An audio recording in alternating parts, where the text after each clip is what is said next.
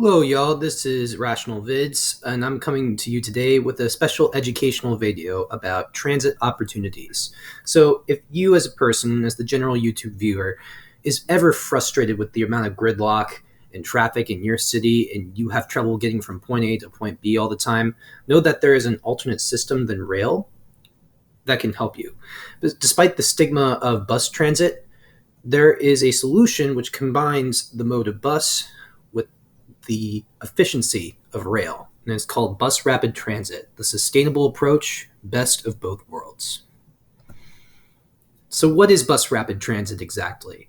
So it's a bus line or a busway, but not the typical bus line. It's designed to have higher capacity and reliability than a regular bus system. So, in other words, it combines the vehicular mode of bus transportation with the functionality of a metro system usually characterized by rail transportation modes. In even more simpler terms, without all that jargon, it's basically a metro system, but instead of using trains, it uses buses. For example, you see in this picture here, it has like a northbound, southbound, or eastbound, westbound line constrained to dedicated bus lanes, with one bus going one way and the other bus going the other way, just like you would see on a subway. So some core elements of bus rapid transit before we go forward. The first thing that distinguishes a bus rapid transit system from a regular bus line is the use of dedicated lanes and alignment. And what dedicated lanes are lanes that separate buses from other mixed traffic. So they do this to increase efficiency and to increase reliability of the system to function more like a rapid transit system or a subway or a light rail system, rather than just a normal bus route. Although dedicated bus lanes are not found everywhere along the routes, dedicated bus lanes are important because it helps the buses move much, much faster. The alignment is also important too, and what alignment means is which side of the road the buses are on. As you can see in this picture here in Quito, Ecuador, the buses are constrained along the middle of the road, or otherwise known as a median alignment. Sometimes you'll see the buses along the curbsides, what we call curbside alignment, with right turn only lanes or bus right of way lanes. I like this alignment more personally, the median alignment, because it looks a lot more like a subway, and you'll have that northbound, southbound axis. Only one station is needed for an island platform, and the passengers can access these platforms and stations through crosswalks such as what you see here, or maybe overhead ramps that descend into the station or platform. Another characteristic of bus rapid transit is known as offboard fare collection. So usually bus systems will have what is known as onboard fare collection. So you pay whenever you get inside the bus with the driver. And the ticketing system is usually right next to the driver. What the offboard fare collection is that you pay when you're in the station before you even get on the bus. I think offboard fare collection is much better to increase the efficiency of the system. Otherwise, you're going to have a much longer onboarding process whenever a passenger wants to enter the bus, rather than try to hash out the payments while the bus is stopped. You already paid like you would have on a subway system, and you just enter the bus when it comes in. Another characteristic is intersection treatment. So, as you've seen before, dedicated bus-only lanes are sometimes unavoidably run into traffic intersections along with mixed traffic. But what Bus Rapid Transit provides is more right-of-way for the system over mixed traffic. So the buses, and what right-of-way means is that the buses can stop and leave much faster than other traffic can, other automobiles can. So this provides, again, much more efficiency, much more speed, and better decreased headway time. And then you have what's known as platform level boarding as well. So platform level boarding is basically, instead of on a normal bus line, you wouldn't have platform level boarding. You'd have to climb stairs and get into the bus. And not only does this make it less efficient, there's that little reduction in time that it takes to just walk into the bus without climbing versus climbing the stairs is not only more efficient for the bus, it makes the onboarding process much faster, but it also is much more friendly to wheelchair access or other disability access. With normal bus systems, a wheelchair would have to be lifted on these platforms, and it takes longer to get the wheelchairs into the buses. But with onboard level platform level boarding, wheelchairs can simply just enter and exit at their own will. You don't have to have these lift platforms.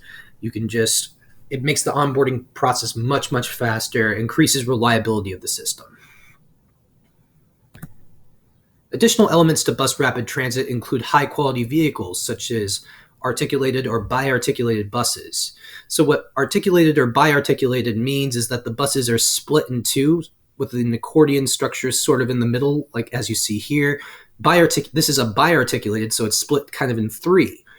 And why high-quality vehicles are important like this is to increase carrying capacity with higher passenger occupancy limits than normal bus routes.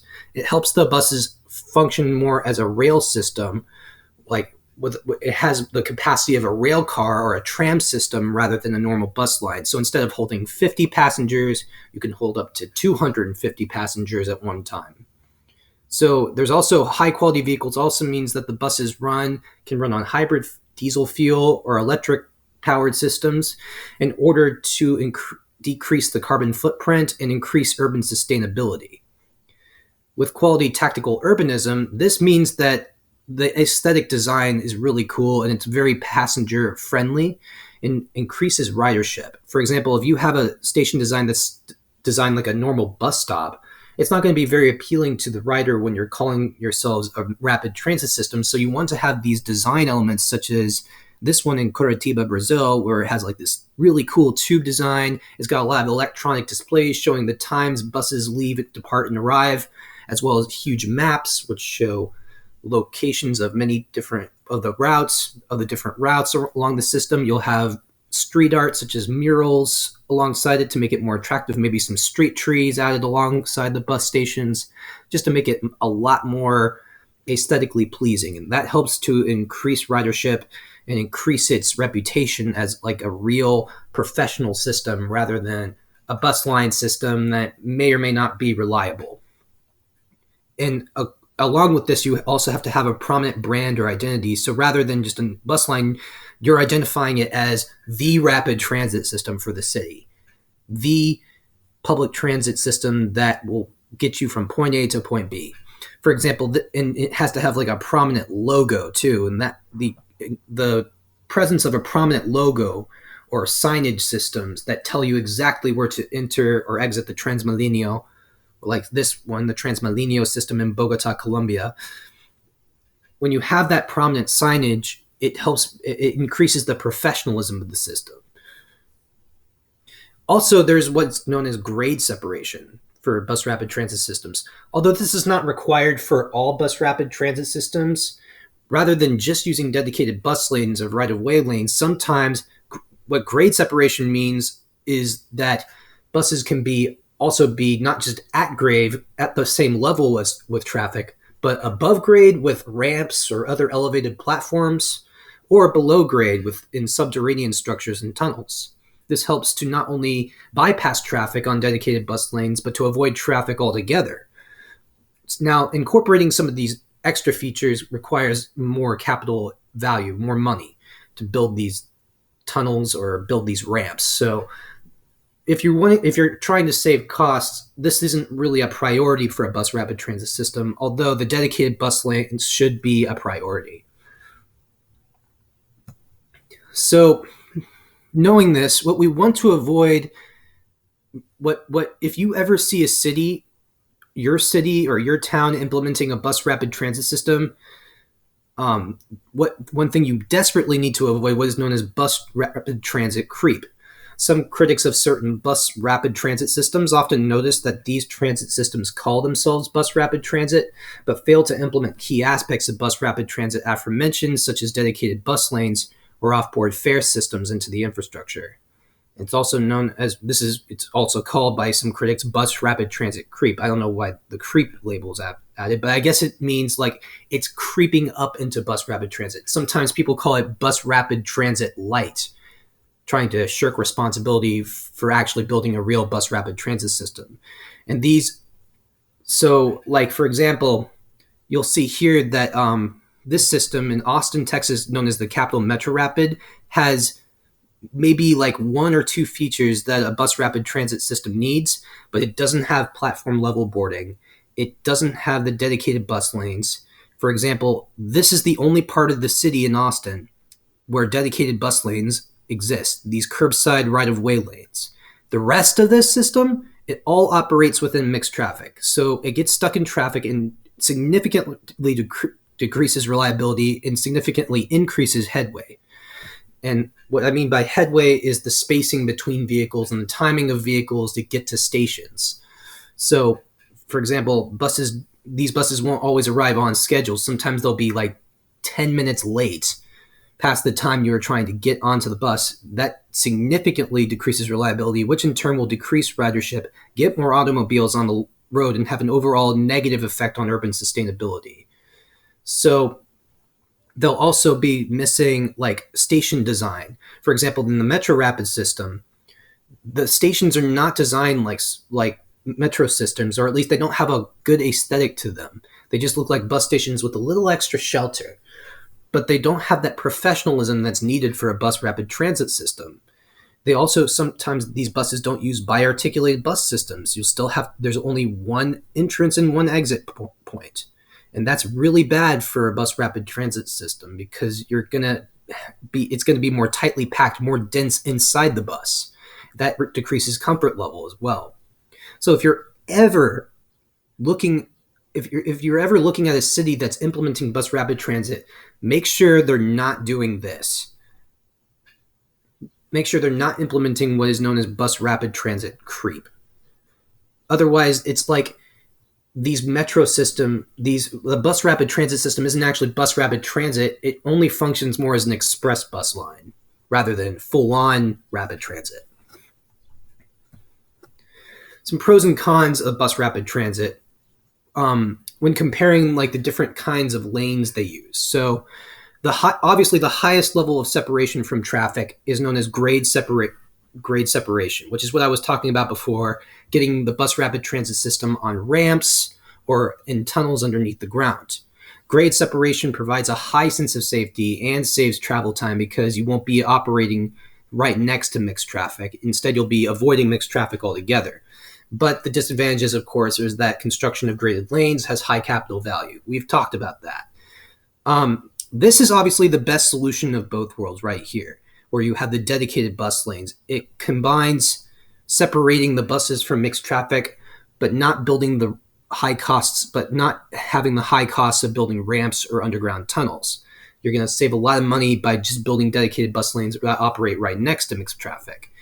BRTS lanes do not interfere with mixed traffic, but a disadvantage of this is that there won't always be a dedicated bus lane. Lanes with no interference may not be attainable always, especially when you're going onto intersections or when the bus needs to make turns. For example, if the bus needs to make turns, you're going to have an open bus rapid transit system rather than closed. Closed versus open is like closed means there's only one mode of transit, and that's the dedicated one kind of lane. That's the dedicated bus lane. While open is where you have dedicated bus lanes, but you'll also have like a bus that operates in mixed traffic momentarily. The key goal for implementing a bus rapid transit system is that you mostly want to have dedicated lanes with some parts operating in mixed traffic only when it's absolutely necessary to operate in mixed traffic. And then there's the next level down is known as dedicated curbside bus only lanes, like what we've seen in the Metro Rapid Transit system. They improve bus rapid transit travel time, making buses competitive with the automobile. But the disadvantage of this is implementation of these new bus lanes with street widening may displace parking and pedestrian paths, especially when it comes to pedestrian activity. You can fix the parking issue by having parking garages or having parking behind in the alleyways. But this will still reduce the space needed for pedestrian activity along the curbsides. It will especially displace bike lanes if this becomes the norm. So obviously, And also, one thing they didn't mention is that the buses will have to operate still in mixed traffic, even with the bus-only right-of-way curbside lanes, because you'll still have automobiles making right turns at intersections, or other buses making right turns at intersections, making the bus rapid transit system have more delays. And then the lowest grade of separation is known as converted high occupancy vehicle lanes, or HOV lanes.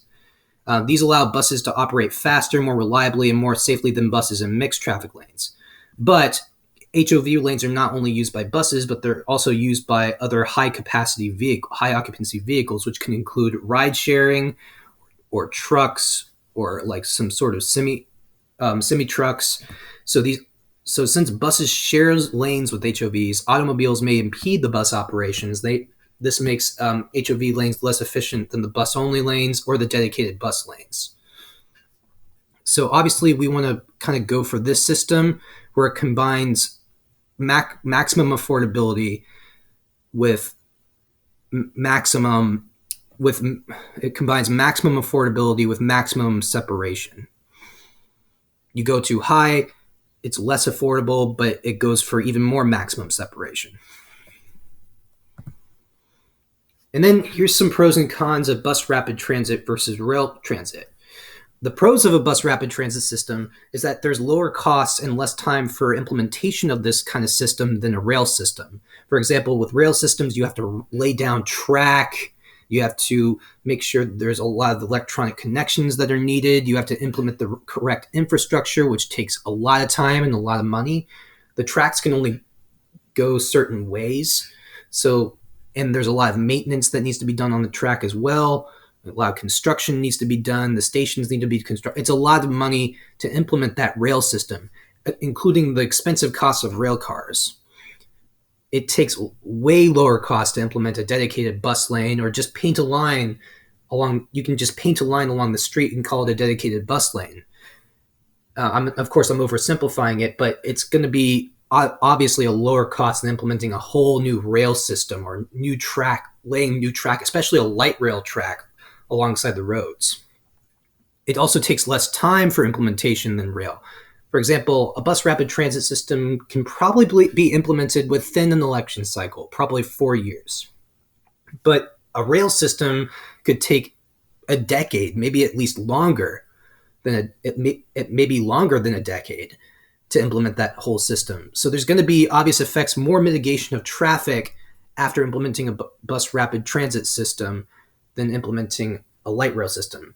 And there's also going to be less interference with traffic during construction when implementing a bus rapid transit system than a light rail system. A light rail system causes a lot of traffic disruptions, a lot of clogs, a lot of jams while construction is happening. Versus when bus rapid transit is happening, there's not as much interference. Also, bus operation takes less training than operating rail. With rail, you have to have specific training in learning conducting skills, as well as learning how the trains work, how to operate it. With bus operation, it's like you're driving a car. And it's more friendly to those who are unskilled laborers that need jobs. So bus operation is obviously a more friendly worker environment. There's also lower operating costs than rail. So with rail, there's a bunch of maintenance costs. There's a bunch of things that need to be accounted for, including maintenance of the track, maintenance of the rail cars. That takes a lot of money, a lot higher operating costs than operating like a bus rapid transit system. And then it can also, bus rapid transit systems can also cover wider geographical areas. So they can go where trains cannot. Like they can go into certain neighborhoods. They can go into certain transit centers with park and rides. And they're not restricted by the limited grid system of a train track. They can go along certain roads. They can enter into these transit centers with park and rides. Very, very much more efficient.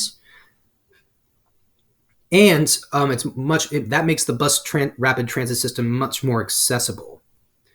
Some cons of bus rapid transit, however, is that vehicles may not have the carrying capacity or high occupancy limits needed for to function as a rapid transit system. For example, rail cars, like if you've ever seen the subway system, they'll have at least three or four rail cars coming in at the same time, which can hold up to maybe 400 passengers. Even buying articulated or bi-articulated buses, as seen here, can help fix that, because that can hold up to like 250 or even 300 passengers instead of 50 passengers. Keep in mind that these systems need to have high comfort levels as well. But in many cases, bus lines won't have that carrying capacity that rail cars have. So just keep that in mind. Just even if you implement a bi-articulated or articulated bus system with more like entrance and exit points. Also, interferences in traffic make for longer waiting periods and ride cycles. So, as said before, lanes with no interference may not be attainable always. There'll still be periods where a bus is waiting at an intersection, waiting for the signal. And even if they have more right of way than mixed traffic, there's still a delay there that rail does not have.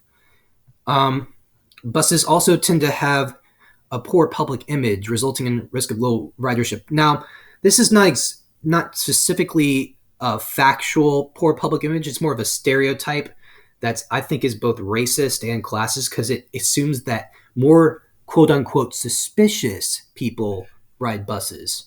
But regardless of whether this is false, and I believe it is false, but regardless, people still believe this, and this results in more of a poor public image for buses, resulting in risk of low ridership.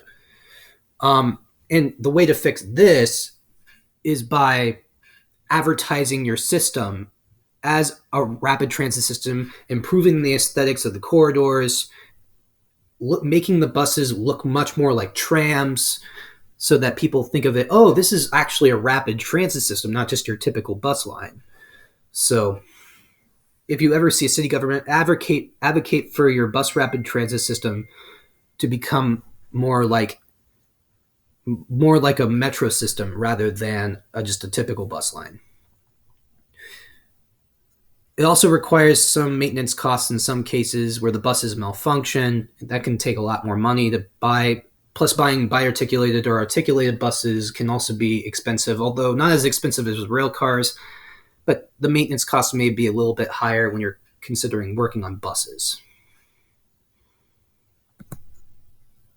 So some case studies in action I want to show you before we go further, just to see how a bus rapid transit system operates in real time, include this system in Chengdu, China. So this is a kind of a cool system I like. We'll go at the beginning. So as you can see, the bus approaches this metro stop in a dedicated bus lane that's only meant for buses. And these stations are designed as if there are actual metro stations, bus stations, except they're using bus rapid transit instead of rail transit. Notice that the onboarding time is very fast. So as soon as the bus arrives at the station, it departs the station almost immediately. Just like you would see on a subway.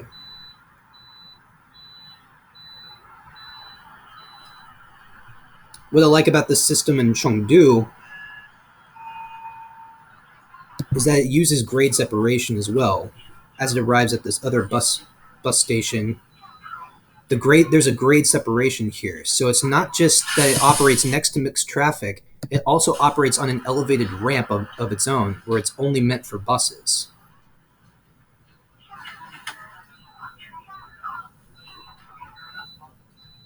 This is obviously the most expensive level of bus rapid transit. But then there's another system here in Curitiba, Brazil.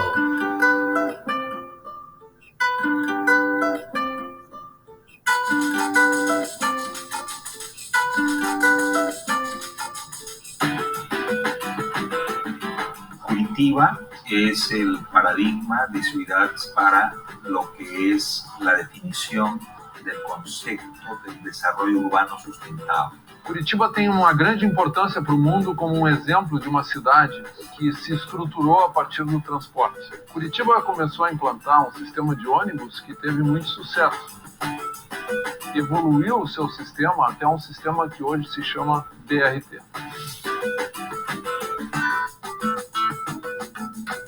primeiro eram os ônibus em corredor exclusivo.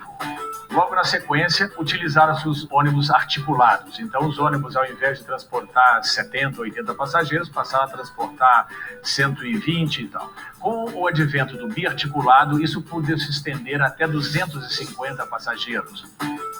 Depois foram criados os ônibus expressos. Depois foram criadas as estações tubos. A estação ficando no mesmo nível do ônibus, os passageiros podem embarcar e desembarcar em 10 segundos.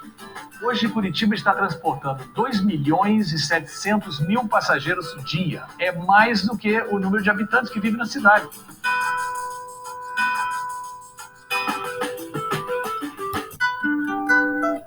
So notice how the tube stations function.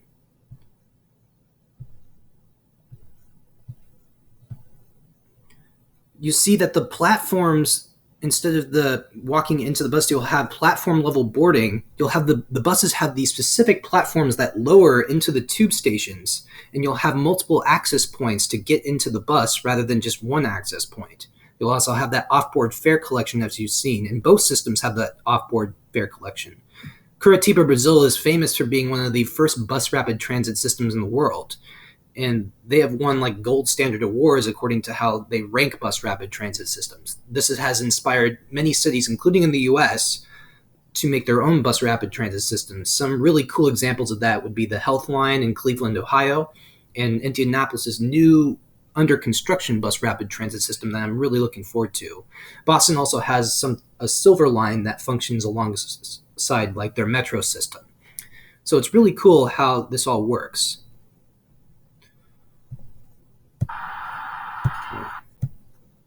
So how is bus rapid transit related to sustainability?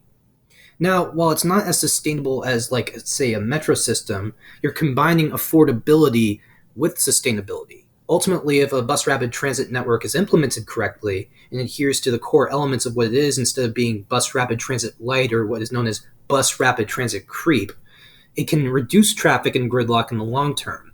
Higher capacity and occupancy limits help to move people away from using automobiles and put less vehicles on the road. If advertised correctly as a rapid transit system, it can increase ridership and reduce the number of personal vehicles on the road. Some buses can be designed to be electrically powered, such as electric-powered or hybrid diesel-powered vehicles, reducing the need for ethanol-based fuels. Adding more of these types of buses to the fleet will help to reduce pollution. As you've seen before in these kind of bi-articulated buses cases, these all run on hybrid electric fuel. And using bi-articulated buses is also important too, because the more you increase,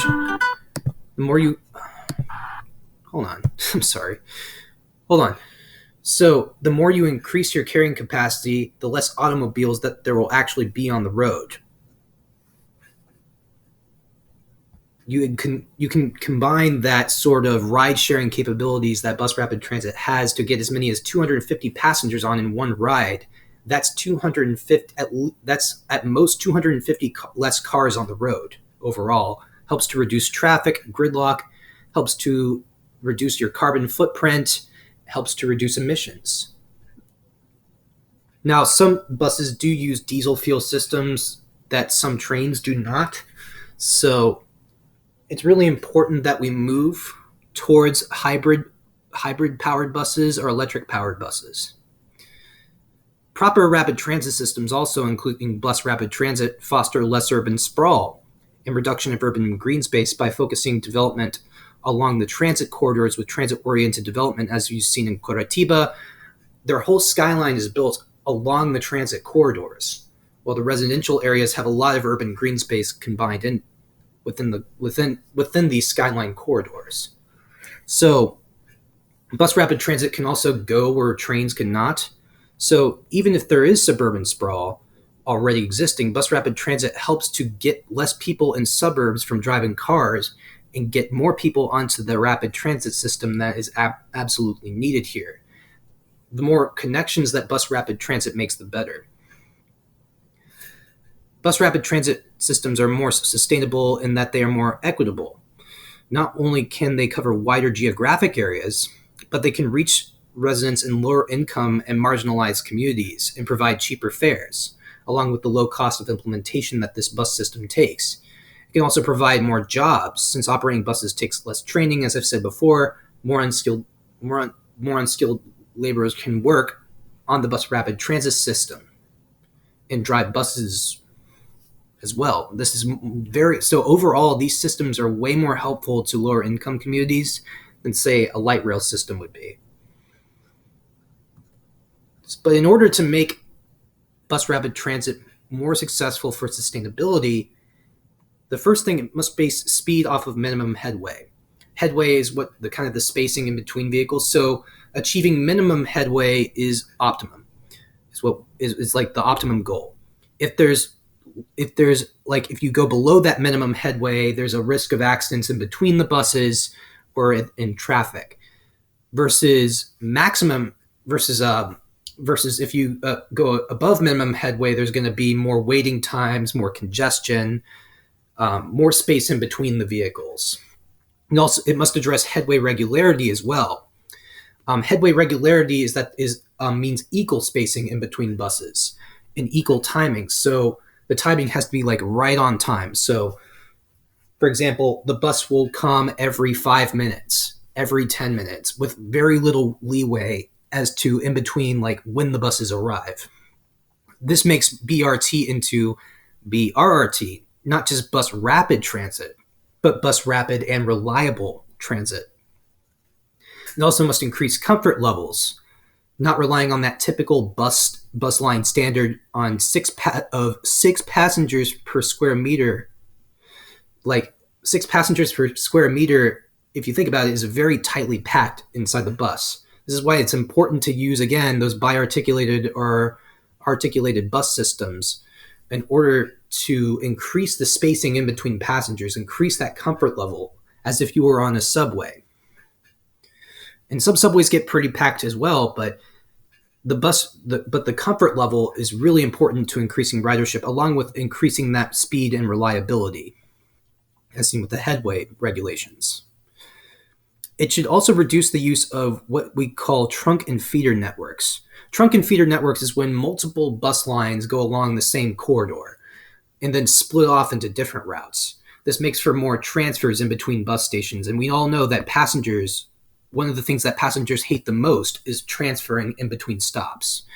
So to reduce the use of transfers, they must use first open bus rapid transit instead of closed bus rapid transit. Because open bus rapid transit not allows only dedicated bus lanes, but it also allows buses to make turns and go into different parts of the city rather than just along a closed line network. And trunk and feeder networks obviously rely more along the closed line network. There's also needs to be multiple corridors that the bus rapid transit system uses. So you'll have for example, you'll have a line going northbound to southbound, a line going eastbound to westbound, and then a line going from the northwest to the southeast or the northeast to the southwest. As many lines as possible makes your system much more spread out, much more reliable, and much more connected. And so that will definitely reduce traffic on the roads and increase ridership. Urban sustainability also increases when a bus rapid transit network is combined with a light rail transit network or existing metro system. So bus rapid transit, just because there's already an operating light rail transit network or an operating metro system, doesn't mean that you can't implement a bus rapid transit system. Bus rapid transit can be, the more modes of public transit operation you have within a city, the better and more sustainable your city will be, because you'll get even less traffic off the roads after implementing multiple forms of public transit. You'll improve connectivity, you'll improve affordability, and you'll improve sustainability all in one go. Now, this is keep in mind, this is not like a catch-all. This is like a one catch-all solution. Like, there's never been a one catch-all solution in urban planning history, or transit planning history. But the more systems you have, the better, is what I'm saying. Bus rapid transit system also needs subsidies for funding and allocation towards lower income communities. So The funding for bus rapid transit systems still needs to be high regardless of how affordable it is, because you want to improve the quality of your bus rapid transit networks. This usually comes from a mix of public and private funding, or public and nonprofit donations, or nonprofit donations and private funding, or a combination of all three. The more funding your bus rapid transit system has, the better your investment in return will be.